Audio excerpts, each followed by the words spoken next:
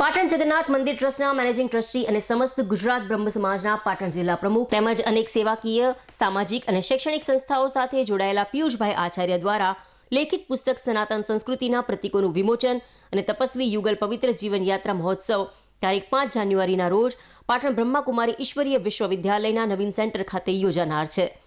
ત્યારે આ કાર્યક્રમ પૂર્વે પાટણના ઇલેક્ટ્રોનિક તેમજ પ્રિન્ટ મીડિયાના પત્રકારોની જગન્નાથ ભગવાનના મંદિર પરિસર ખાતેના સત્સંગ હોલ ખાતે પ્રેસ કોન્ફરન્સ યોજવામાં આવી હતી। સનાતન સંસ્કૃતિને ઉજાગર કરતા આ પુસ્તકની રૂપરેખા વર્ણવતા લેખક પિયુષભાઈ આચાર્યએ જણાવ્યું કે સંસ્કૃતિ એટલે માનવીને જંગલી અવસ્થામાંથી સભ્ય સુસંસ્કૃત અવસ્થા સુધીનું ઘડતર। વિદ્વાનોની વ્યાખ્યામાં ન પડીએ તો સંસ્કૃતિ એટલે માનવ કલ્યાણના મૂળભૂત મૂલ્યોવાળી વિચારધારા જે સહજ રીતે માનવીના વારસામાં પરંપરાગત ઉતરી આવે અથવા સંસ્કૃતિ એટલે જીવન જીવવાની રીત।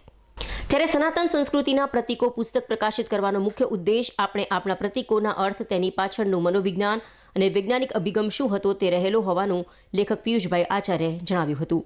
આગામી તારીખ 5 જાન્યુઆરીના રોજ બ્રહ્માકુમારી સેન્ટર ખાતે આયોજિત સમગ્ર કાર્યક્રમનું સફળ સંચાલન પરમ પૂજ્ય નીલમ દીદીના માર્ગદર્શન હેઠળ શહેરની 9 જેટલી સંસ્થાઓ દ્વારા કરવામાં આવ્યું હોવાનું પણ લેખક પિયુષભાઈ આચાર્યએ ઉપસ્થિત પત્રકારોને જણાવ્યું હતું। અત્યારે જે બ્રાહ્મણો જે વિદ્વાનો પૂજા કરાવે છે અને આપણે આસ્થાપૂર્વક પૂજા કરીએ છીએ। દરેક મંદિરની ઉપર ધજાદંડ હોય, દરેક મંદિરની અંદર ઘંટરા હોય, ક્રિશ્ચનનું હોય તો એમાં ઘંટ હોય, ઘણા બધા ધર્મોની બૌદ્ધની અંદર પણ ઘંટનું બહુ મહત્વ છે।